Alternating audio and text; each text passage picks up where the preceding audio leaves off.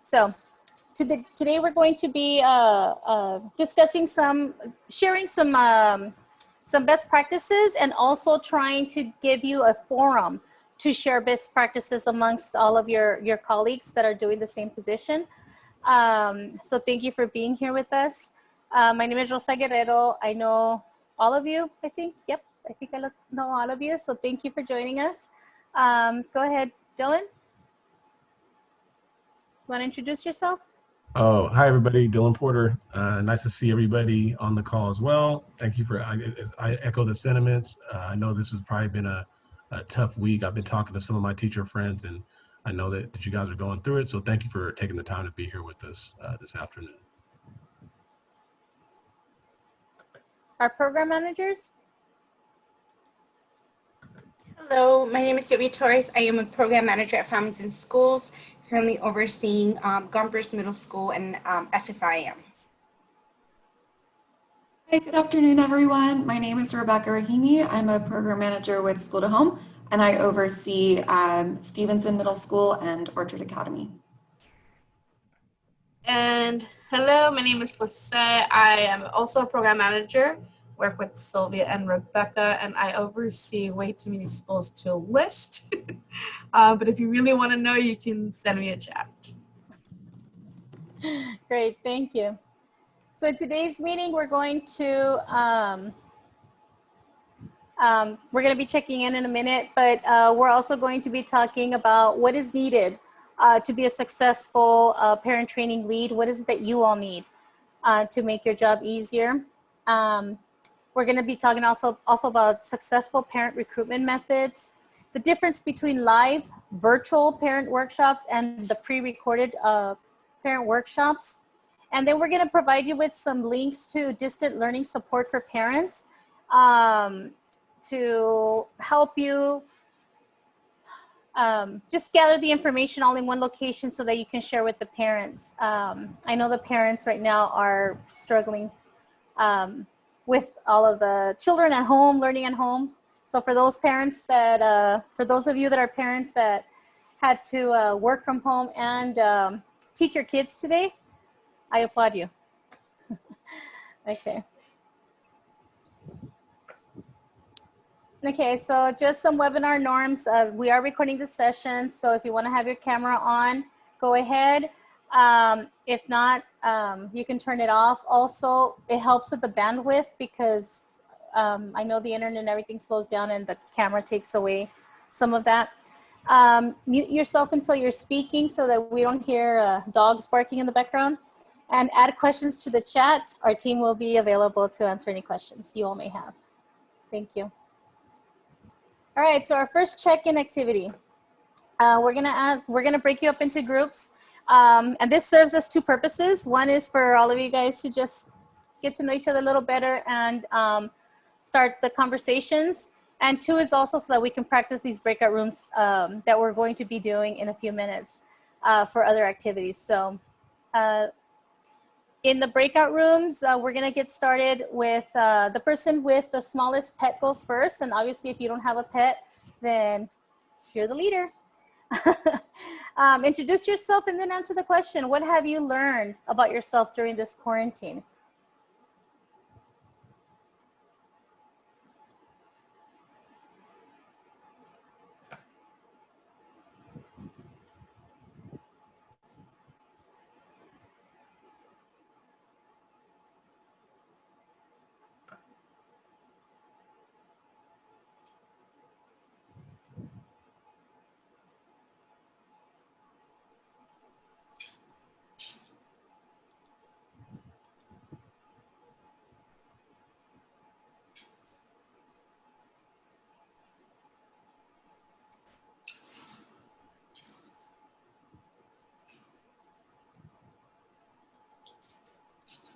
Rosa, you're breaking us in the mic. I don't think I can do it. Okay.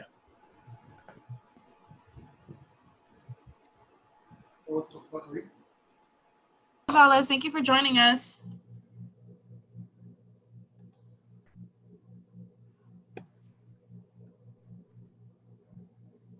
Hi, Lizette, how are you? Hello. I'm good, thank you. How are you? All right. Thank you.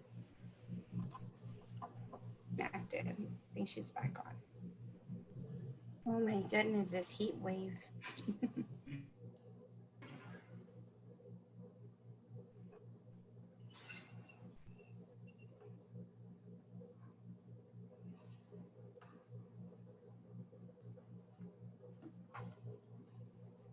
I think we're all back, right? Yes. Okay, great. Thank you all for sharing.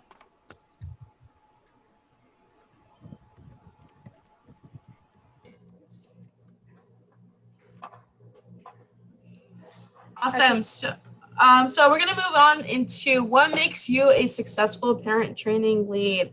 I know that we have some veterans on the phone call, and we also have some new parent training leads that are also joining us this year. So this is just a list that we compiled that we feel will make you successful, and we'll also give you an opportunity to share thereafter. So number one, understanding your agreement. So reviewing the tasks and deliverables. Very, very important, especially before you sign anything, to review those documents, review what is being asked of you, review those tasks and deliverables. Number two, familiarize yourself with the school to home program. Know what you're advertising, know what you're trying to implement in your schools. Start with the parent training modules, or you can go to the school to home website in the parent training component. They also have a video there that gives you some information. Number three, meet with your assigned program managers. As you know, Rosa and Dylan are the senior program managers. That's who we report to, Rebecca, Sylvia, myself, and Gretel. So your assigned program managers is one of the four. Create a meeting schedule that works for you and plan meetings ahead of time to avoid scheduling conflicts. And in between meetings, always communicate via email, phone, text for those of us that are okay with that line of communication. Number four, the school leadership team, know their roles. Meet monthly, communicate frequently, and work together. It's very, very important that you know what each member of the SLT does and how they can support you in your efforts to bring in parents into your trainings. Number five, the work plan. It is your guide and tells you what to do. If you're not sure on what your next steps are, if you're not sure what you're supposed to do as a parent training lead, that's a good place to start. And some resources are also linked to that work plan if you click on the parent training label once you get to that work plan. And just a friendly reminder that they are due tomorrow. And documents, review all documents shared by the school to home team. Save the school to home folder on Google Drive or add a shortcut to your drive. And if you don't have Google, I would highly suggest you create an account. Very important, that way we can keep all of our documents together. We tend to have many, many documents, so we can just keep them all compiled in one folder. It'll be easier for you to look for. If not, and all else fails, again, find your work plan and make sure that all the documents are linked there. Thank you, Lizette. Okay, so now what we're going to do is we're going to break out into groups, into 3 groups, and we're gonna find a recorder to add notes to our Jamboard, and then we will all come back in about 5 to 6 minutes. So Just a quick reminder that you can access this, the link to the PowerPoint on the chat. I'll give you a minute so that you can get that link. Oh. Parents. Sorry, Mr. Vasquez. No, it's okay. I got cut off. Well, you can continue. I'll write it in. Oh, okay. No, well, I was just saying about Class Dojo. We did that before school even started. And right now, I don't want to overwhelm the teachers because of the day we just had. But, you know, I have a group of colleagues that are really tight-knit where I could ask them and it wouldn't be a problem for them to send that out to the parents to complete the surveys. Awesome. Thank you so much for sharing. Yeah.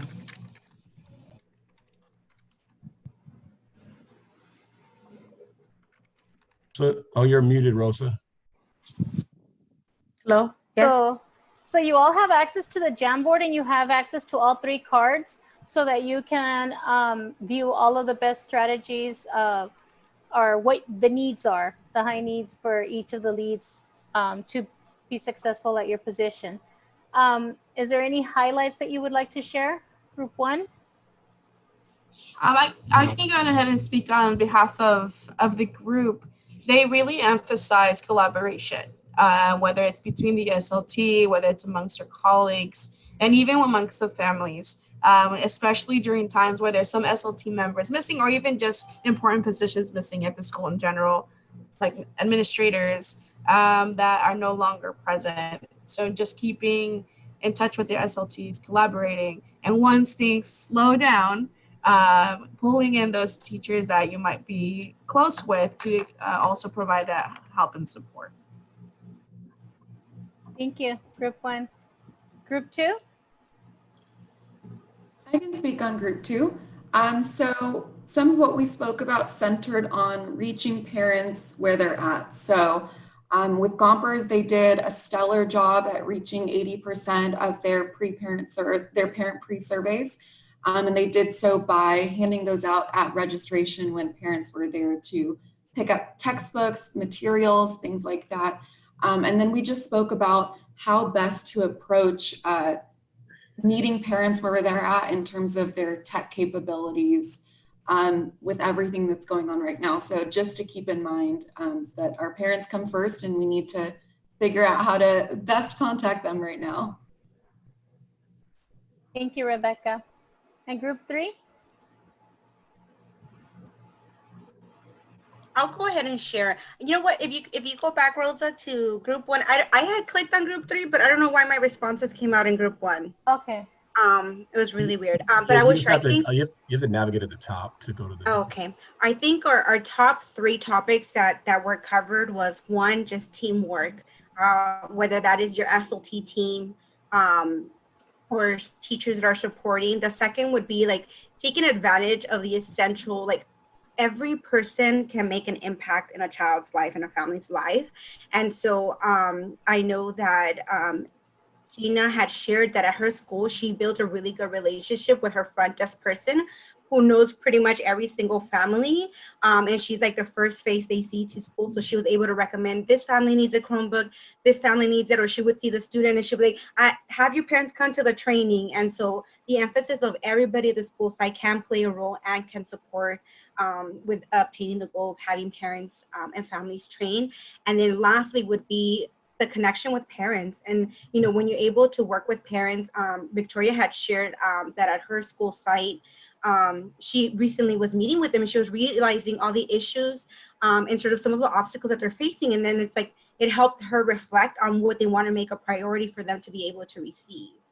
And definitely with Christina, it's teamwork. Everybody plays a role, and they know that the impact that they're doing in their families is going to trickle around. So everybody sees the value of making sure they provide. And she says, you know, she didn't have to do the work alone. She, you know, was able to delegate, and everybody played a role, whether that was like her principal or her parent representative.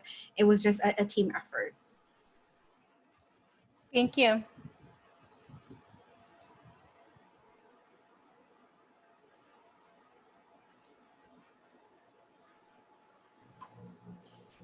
Awesome. And to continue with just additional highlights, and again, thank you all for sharing, is understanding your budget.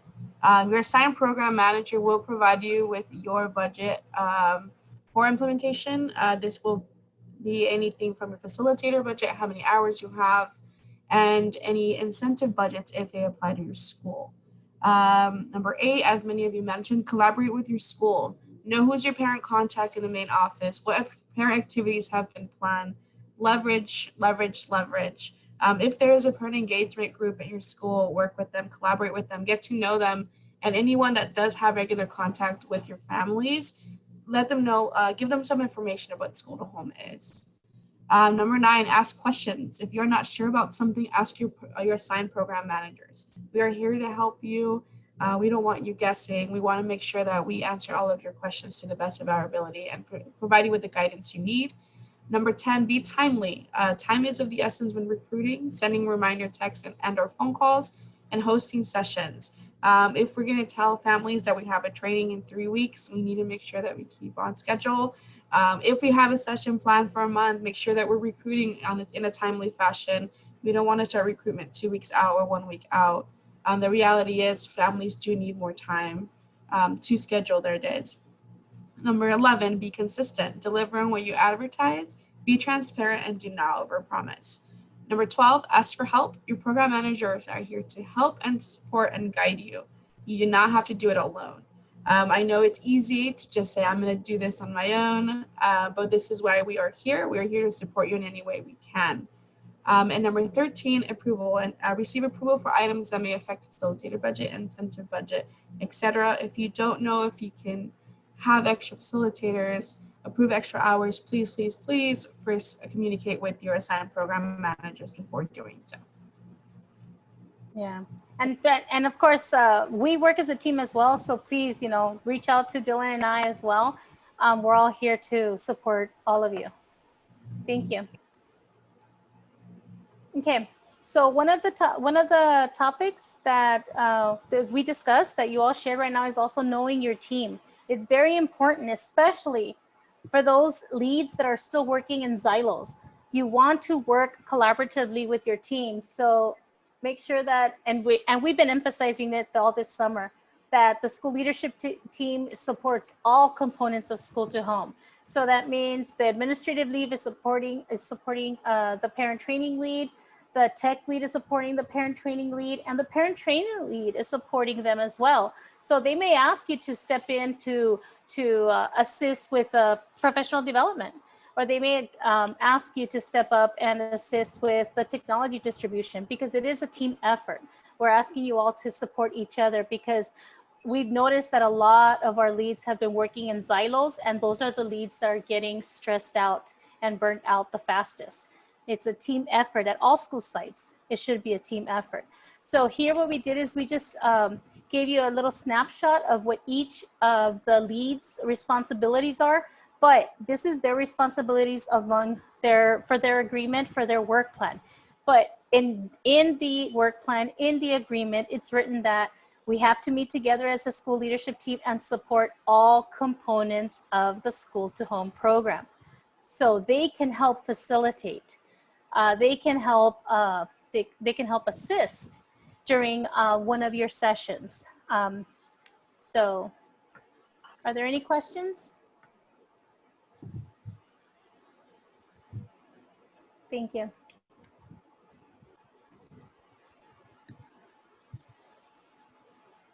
So outreach and recruitment is going to look quite a bit different this year. What some of the leads had done last year that were extremely successful and in the years prior were paper flyers, talking to parents at the school site, but unfortunately, those are some things that we might not be able to do this year. So some of the recruitment methods that we're recommending and encouraging you all to look into is to, again, collaborate with your school staff and your SLT, and ask them to, for all of you to split up phone numbers of parents in your cohort, and each of you to call those parents and invite them to the trainings and invite them to fill out the parent survey. Using useful tech apps. Some of the useful ones that individuals have used in the past are the Remind app, which sends text messages, a Google number, which allows you to text parents without using your phone number, using LMS messaging through Parent Portal or through Schoology. Again, to divide and conquer, to use your staff on your team. Using social media. Some of the schools really thrive at using Twitter, others use Instagram or Facebook. Work with the individual who manages those social media platforms to put the word out there. Using push notifications through student devices if possible, and we ask that you work with your tech lead for that. Ask teachers for support. So you might want to contact all of the English teachers and ask them to reach out to their students and encourage them to sign up. So your teachers are also a huge asset because they work directly with the students. And lastly, keep track of your efforts. You can ask for your program manager to collaborate with you on creating a spreadsheet where you can keep track of the parents that you've reached out to, how you've reached out to them, and that way you can also see what recruitment methods work best for you. Great. Okay, so now we're gonna break everybody up into groups again, and we're going to all be using one Padlet to add your best practices. Okay, so No warning. Did mine go through?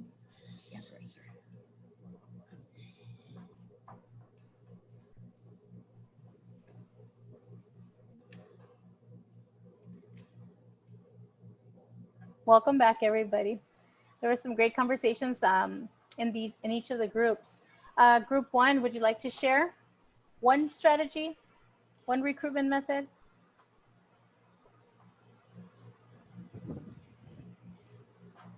So Mr. Vasquez was talking about Class Dojo on how they posted the pre-surveys last week and they've already had over 100 views. So it is evident that people are receiving and viewing this. And like you said, he doesn't know if that translates to any completed surveys, but at least they know that they are being viewed and people are receiving the messages. Nice. So Class Dojo tracks them like YouTube does. Mr. Vasquez, if you wouldn't mind elaborating. Sorry for putting you on the spot. No, it's okay. So Class Dojo, basically it's like the classrooms for like participation points, but then the parents are also, notified and they can communicate with the teachers. And so we have a group of teachers who are constantly on there. And so they've developed quite a following of parents. And so I found that, as a good outlet to get the word out for a lot of things. And so whenever we have things like, shortened days or webinars that are going on, there's a lot of traffic because the parents get it right on their phones. And so, we get a lot of views, like I said, if that translates to them joining. But now with all these webinars, I think I mentioned in our breakout group that if, we keep it, 30, 35 minutes, I think the parents have gotten used to now this is the way it's going to be for the time being, then it's information that's important to them, they will join. Thank you. So thank you so much. Group 2, would you like to share out? Yeah, so we touched on the importance of teachers when you're recruiting. So reaching out to teachers, asking them to encourage their students and their parents to fill out the survey, take the workshops, and then ask teachers whether they'd be open to assigning the workshops as an assignment or extra credit. Thank you. Group 3? Within our group, we had quite a few. I think the biggest one is just getting the information out, so that whether that was like Class Dojo, flyers, and then sending those flyers out via various methods. So on the school in the school message board, physical flyers on Instagram, on their website, so making sure that the information is sent in multiple ways. Also like a newsletter, taking advantage of a school newsletter to be able to like send out flyers or additional information for parents to be able to participate in social media. And I think going back into like working with the teachers to be able to assign like the pre-survey as an assignment. So when the school selects like all English, 6th grade teachers to have that as an assignment, and then, check in with the teacher to make sure that students are submitting them or they're taking them home to their parents. Thank you.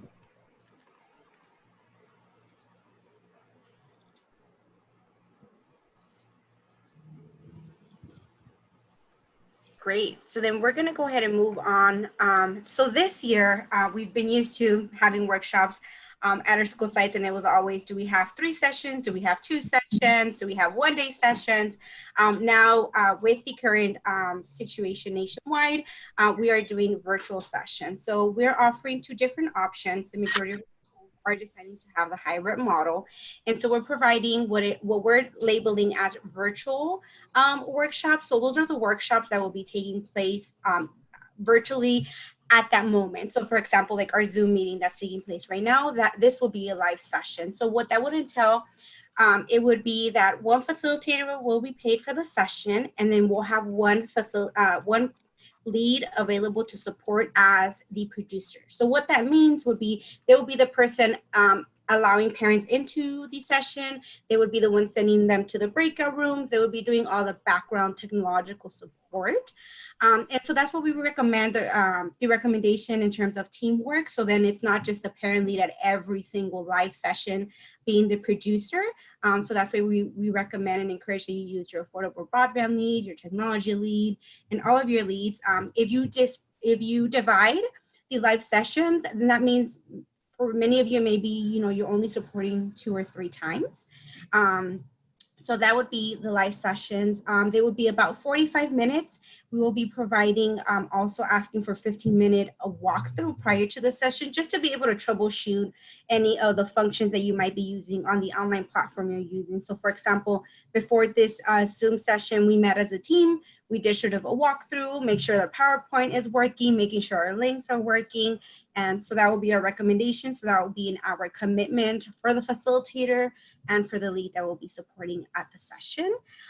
We recommend that you use online platforms you're comfortable with, whether that may be Zoom, Google Meet, whatever platform you are using. We highly recommend that you do your best to be able to provide families, whether it's like an introduction video or information about how to access that platform. So for example, one of our programs uses Zoom. So they send out a letter giving them the meeting ID, like if they were to log in, virtually with the link, or if they're going to call in with their cell phone, what are the steps that they have to do?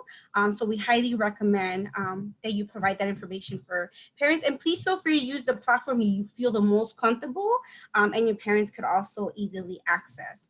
We highly encourage the use of post-survey data, like say you provide a link right after your session, or some sessions they do in the chat.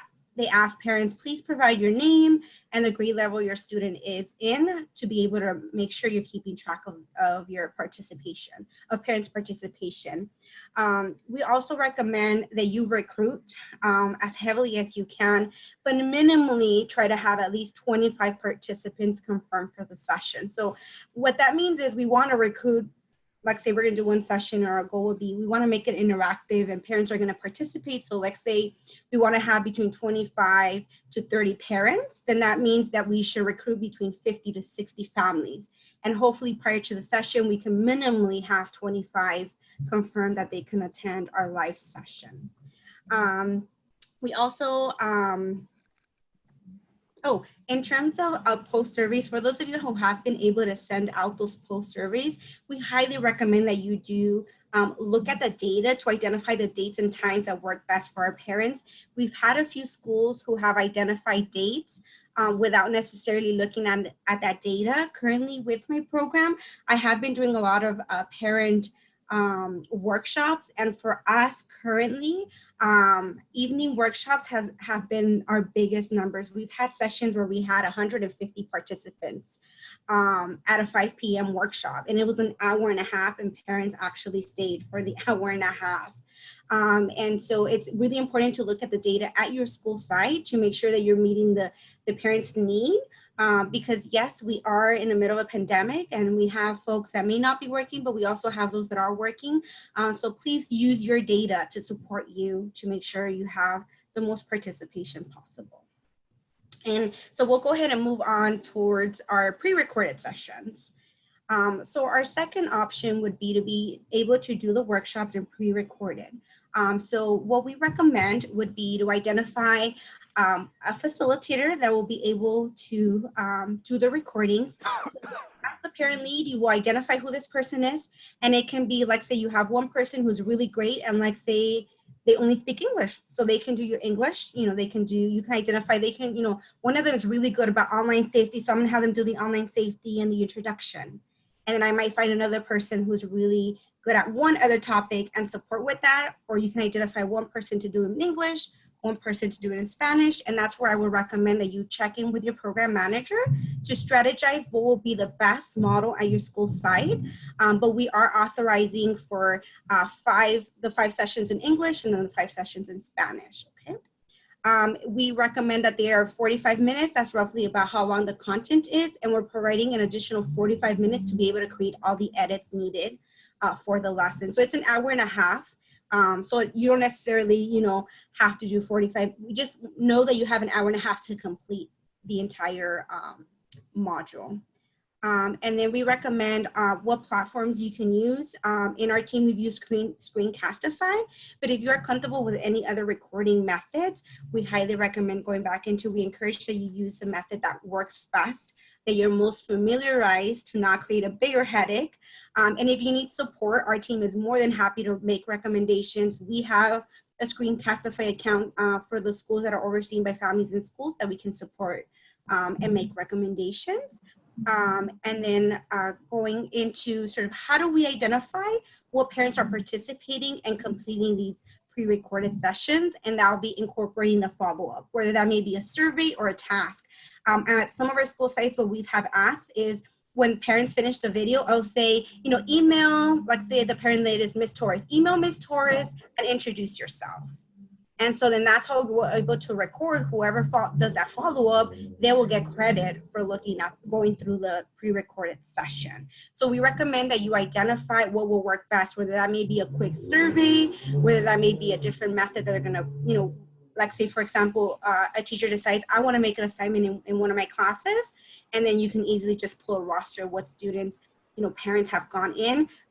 But the most important thing is for you to identify a way to be able to follow up and make sure you can track if parents are completing the modules that are pre-recorded. Thank you. And so what I've noticed that a lot of the pre-recording sessions, they're incorporating a bit.ly link or an easy to read and type in link, even a QR code so that parents can go in and complete a survey or just a Google form so that you can collect that data and be able to annotate that. Thank you.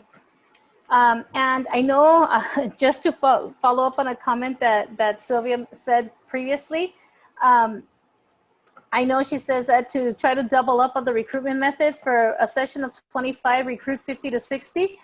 Sutter they recruited a lot of their kids through phone calls, through Zooms, through emails, everything. And I was on one of their orientations where 63 showed up. And that's one of our biggest schools. And so they have over 1,000 students. And the principal was inviting everyone. She was putting it on the social media platform and everything. And so, yeah, the more you recruit, just put it out there because you never know. You never know. Thank you, Sylvia. Just one additional comment in terms of the pre-recorded. We know that we are currently working on finalizing updates for our modules. So as soon as your modules are ready and they're updated and modified with all the information needed, check in with your parent, your manager to make sure you can begin the recording process. So you want to make sure that all the information is the most up to date so you can begin the recording process. Great, thank you. Okay, so in distance learning, some districts and some schools have been doing a really good job. Others, we have forgotten about it. I mean, we can't do it all, so I'm not going to point fingers or anything like that. But what we're doing here is we're just gathering resources for you to have so that you can share with your parents, copy it, read. Teachers are really good at modifying and borrowing for a very long time, right? Forever. But here we have a PowerPoint from El Rancho Unified where it talks about distance learning, and it gives the parents a lot of information on the different platforms that they're using.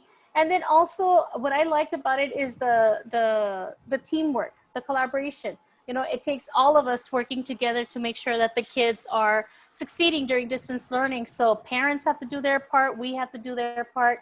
They also, they talk about the district, the plan. And there was another one that I wanted to, right here. No. Sorry. Oh.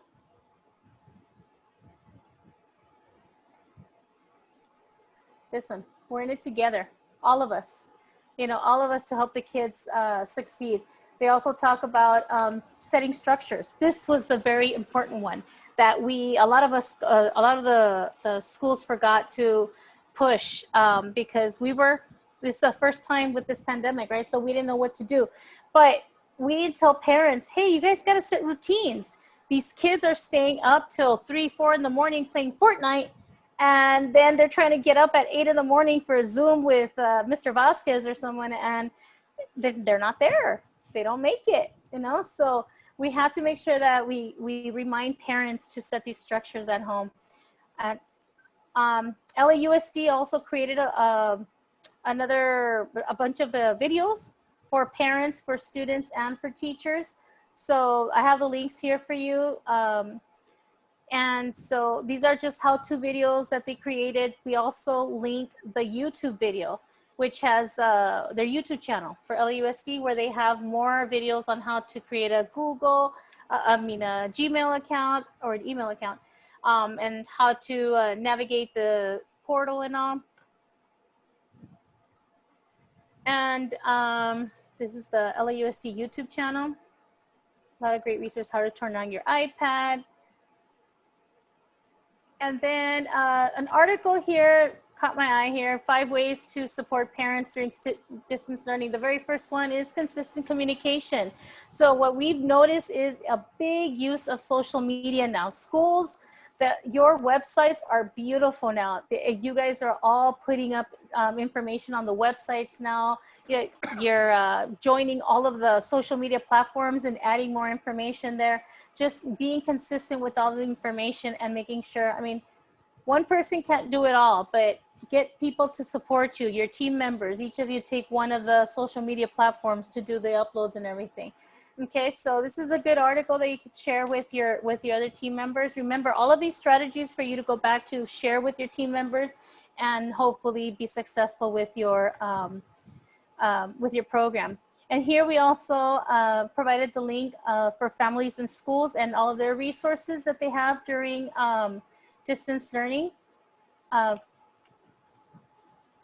Sylvia, do you have anything else to say about this one? I'm sorry. Within our website, there's various categories. There would be keep healthy, supporting your child in terms of resources, setting a schedule. We have articles in English and Spanish to support parents on being able to create a schedule at home. So we encourage and welcome you to visit our website or send our families over. We also have links. One of our staff members has identified all of the resources to make sure that they are friendly, that they're accessible for our families, and they're free. And so we also have various resources within community services within the community. We're trying to update it as frequently as possible. If you ever come upon something as well, you can definitely send it over to any of our team members. But it's a great place to be able to just find multiple resources. There's links to articles, to information, to resources within the community, specifically right now for COVID and distance learning. Thank you. So thank you all. If you have any questions, we will stick around. I do ask you all to please complete the exit ticket. And this is for us to improve our webinars and to gather the information that you all need to help you with succeeding in your program. Thank you all for joining. Thank you. Thank you. Oh, wait, one more time. One more thing I forgot. I almost forgot. Dylan, the raffle. I was able to get the names in. Okay, so the winner of the raffle is Gina Gutierrez. So yay, Gina! I hope she got it. So I'll be emailing you a digital gift certificate right now. Awesome, thank you. And then you're welcome. Congrats. And then the second winner is, we have 2 raffles today. The second one is Joe Aguilar. Congratulations. Yay! He raised his hand. He did. That's awesome. All right, he That's got cool. it. Thank you. All right, With thank you, that- everybody. Thank you so much.